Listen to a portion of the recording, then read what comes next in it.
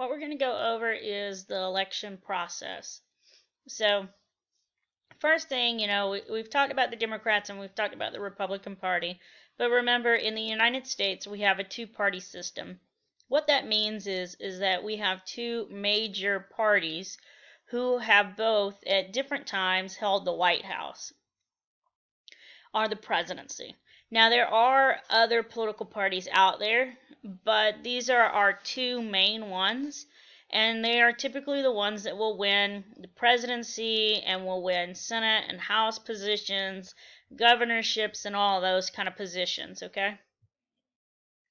We're going to look at voter qualifications. So, in the state of North Carolina, you have to be a registered voter. You got to be at least 18 years old, and you have to be a resident of the state of North Carolina for 30 days prior to election. You can register on the same day as an election taking place, and you'll be able to actually vote. You can also do like absentee ballots, where if you're in another state because you're in the military or you went away to college, you can order a ballot and they will go ahead and give you an absentee ballot. You mail it back in, and it's going to be in for the election day.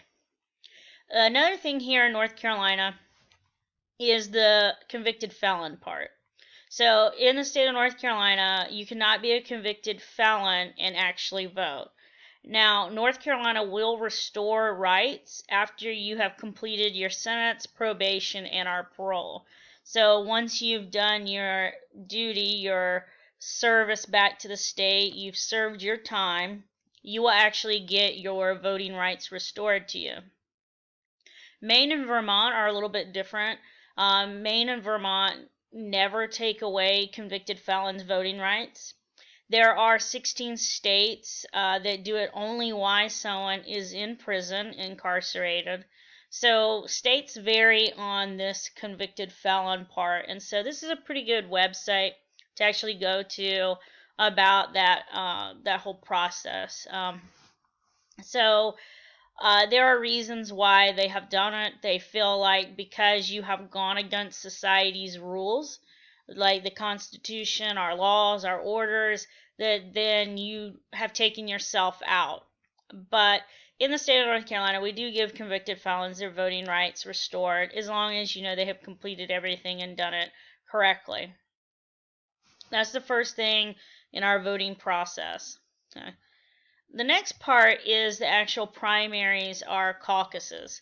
So, big picture here is the Democrats and the Republicans have a lot of people who want to be governors of a state, or presidents, or senators, House members. There's a lot of people trying to get those positions.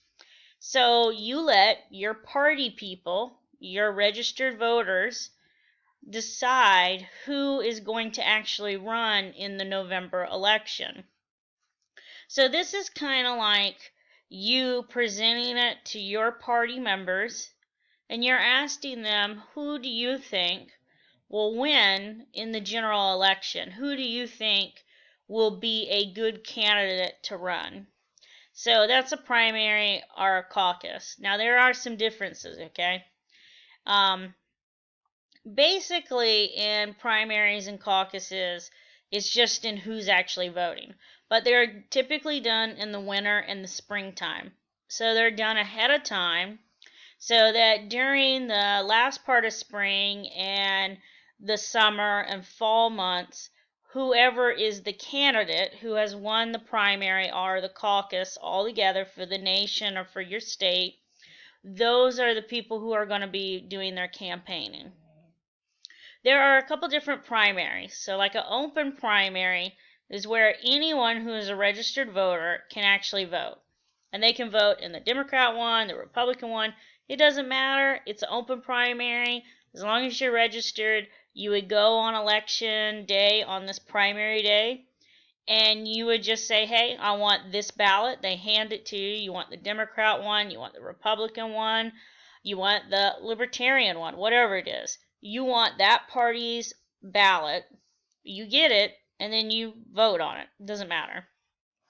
Closed primaries are in some states where only registered party members are actually allowed to vote in primaries.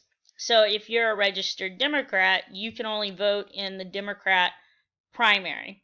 So Democrats are going to look at all their candidates that they have, and they're going to choose which one they want to represent them in the fall in the general election. Same thing with the Republicans. So the Republicans would go and they would go ahead and get that ballot. They would choose out of their possible candidates who they want to see run in the general election. Semi-open primaries is really what North Carolina has.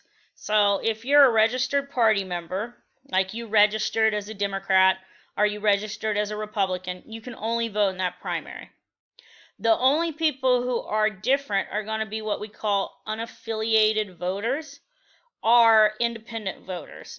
So these are people who, when they register to vote, they didn't register as a Republican and they didn't register as a Democrat. They chose no political party.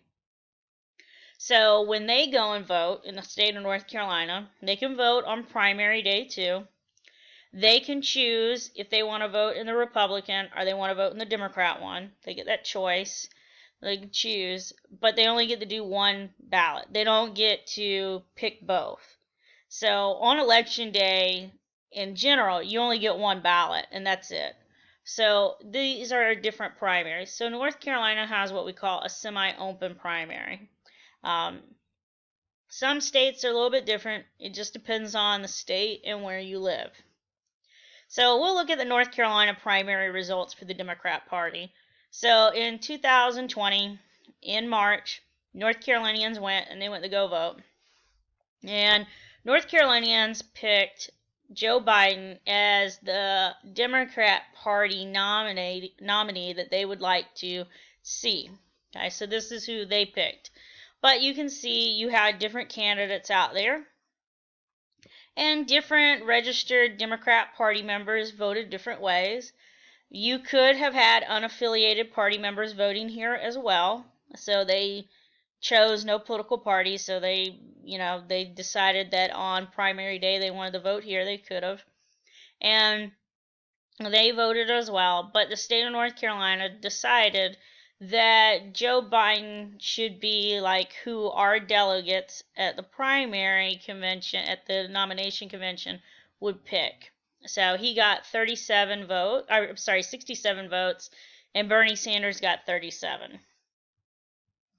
And this is just for like the national convention kind of stuff. A primary or caucus, they're similar, but here's the difference with the caucus. So a caucus is where only special people in the party, think like VIPs, they get to look at all the candidates for their political party, and then they really do research and investigate the person, and then they pick that person. And so like the most famous like caucus is the Iowa one. And so those special VIPs are the only ones who are voting in a caucus. So when they voted, here's how they kind of voted. They voted a little bit different than North Carolina did. So they chose some different candidates than we did. Different time of the year. It was a little bit earlier than North Carolina's. And so sometimes that affects like the results of a primary or a caucus. North Carolina uses a primary. Some states use a caucus. States run elections. They report the findings to the federal government. So states have a choice. The political parties in the states have a choice. And in North Carolina, we just choose to do a primary. But in a caucus, it's only VIPs. In a primary, it's open to the voters of that political party. So the next thing we're going to look at is the national convention. So after all the states have actually held their primaries or their caucuses where they're selecting their candidate, now the political parties are going to hold their conventions. Think of the national convention like a pep rally. So they happen, and it's a time for the political party to gather.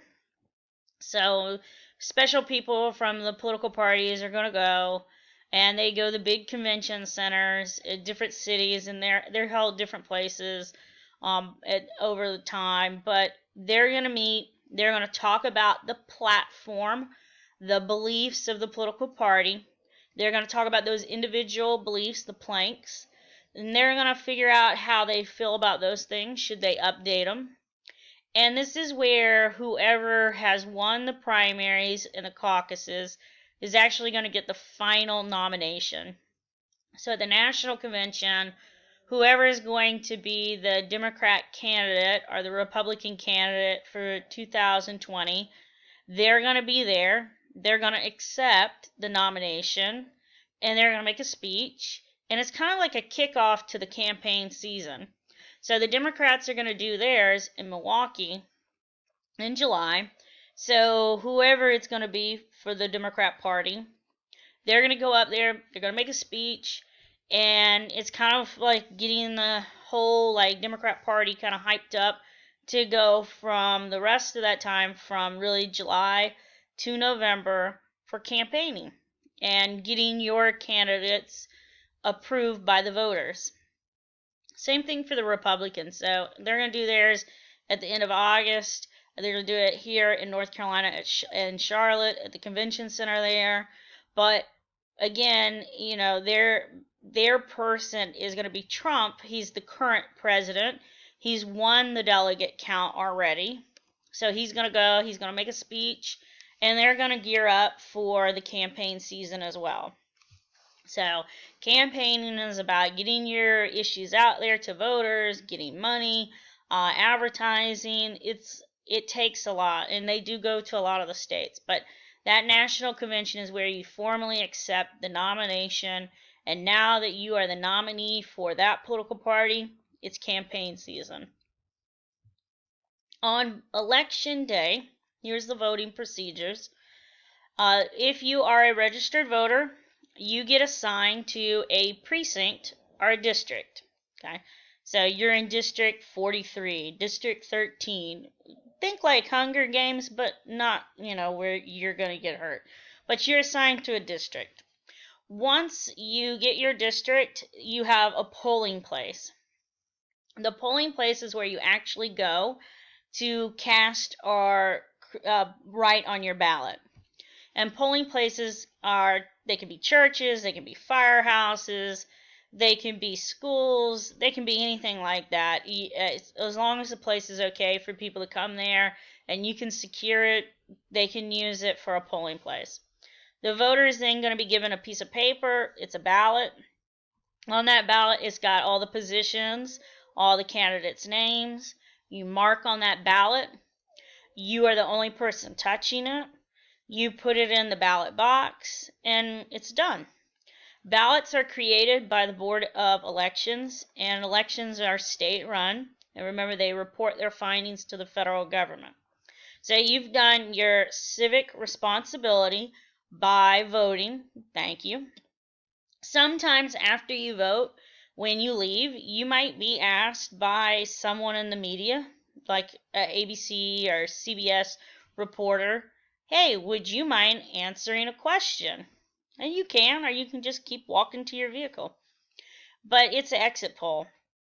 What a lot of our news media wants to do is they want to ask you, the voter, who you voted for.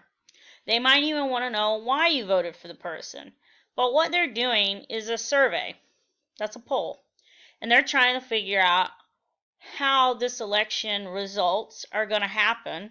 You know, who's going to win, who might not win, things like that ahead of time. It is an attempt to predict the voting results before the final tallies come in.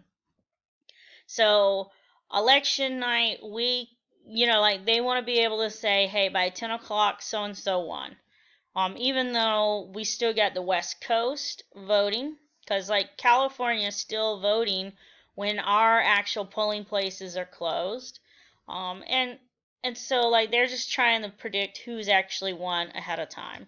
And then you get your nice I voted sticker and you wear it because you did what you should be doing. You're voting in our process and our government and you're having a say.